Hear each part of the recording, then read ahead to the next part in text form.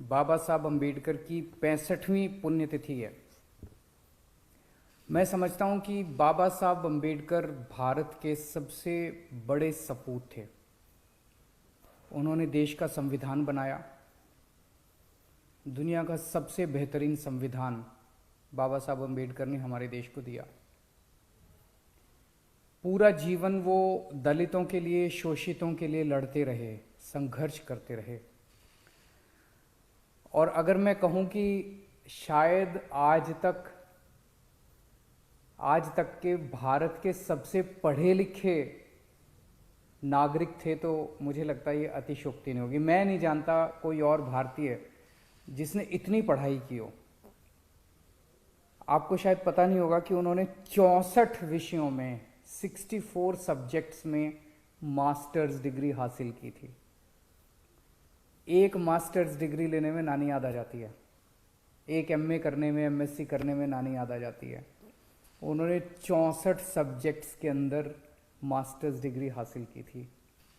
उन्होंने 2 doctorate degree ली थी, 2, एक अमेरिका से और एक इंग्लैंड से।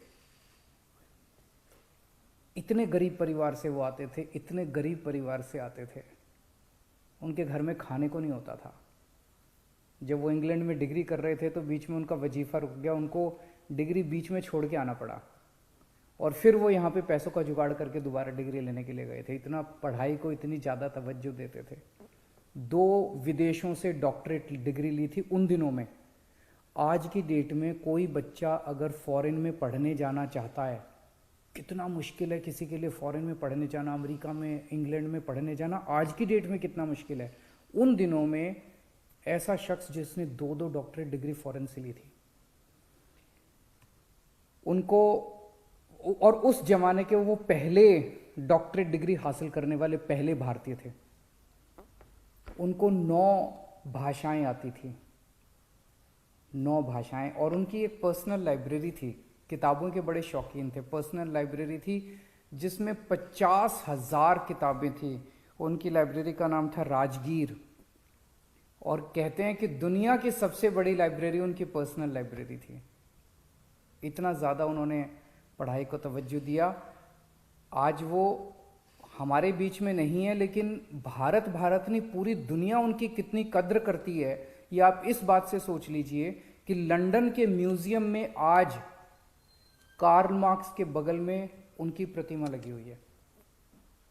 इतने बड़े भारतीय थे जिन्होंने भारत का नाम पूरी दुनिया में रोशन किया। हम 75वां साल मना रहे हैं आज़ादी का, 75th ईयर ऑफ इंडिपेंडेंस। और इस मौके पे मैं एक बहुत बड़ा ऐलान करने जा रहा हूं कि बाबा साहब अम्बेडकर के जीवन को बच्चे बच्चे तक पहुंचाने के लिए दिल्ली सरकार उनके जीवन पे एक बहुत भव्य नाटक तैयार कर रही है, बहुत बड़े स्केल के ऊपर।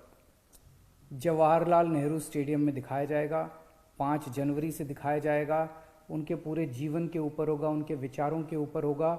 इसमें नामचीन लोग इसके साथ जुड़े हुए हैं, इसके डायरेक्शन में, इसके आर्ट डायरेक्शन में, इसके क्रिएटिव में। 100 फुट बड़ा स्टेज बनाया गया है।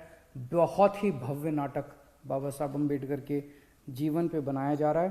5 जनवरी को इसकी ये शुरू होगा और 50 शोज इसके कराए जाएंगे। जनता के लिए फ्री होगा, कोई भी आके देख सकता है। अंतर्राष्ट्रीय स्तर का इसका प्रोडक्शन है, और शायद भारत देश में पहली कोई सरकार है जो बाबा साहब अम्बेडकर के जीवन को बच्चे बच्चे तक पहुंचाने के लिए इस किस्म का प्रयास कर रही है। बाबा साहब अम्बेडकर का एक सपना था, जो जैसे वो बहुत पढ़े लिखे थे और उनको पढ़ाई की कीमत पता थी। उनका एक सपना था कि भारत के एक एक बच्चे को अच्छी से अच्छी शिक्षा मिलनी चाहिए, चाहे वो कितना भी गरीब क्यों ना हो। मैंने कसम खाई है कि बाबा साहब का सपना मैं पूरा करूंगा। आज 70 साल हो गए आज़ादी के, अभी तक हमारे देश के अंदर गरीबों को अच्छी शिक्षा नहीं मिलती। मैंने कसम खाई है, बाबा तेरा सपना अधूरा, केजरीवाल करेगा पूरा।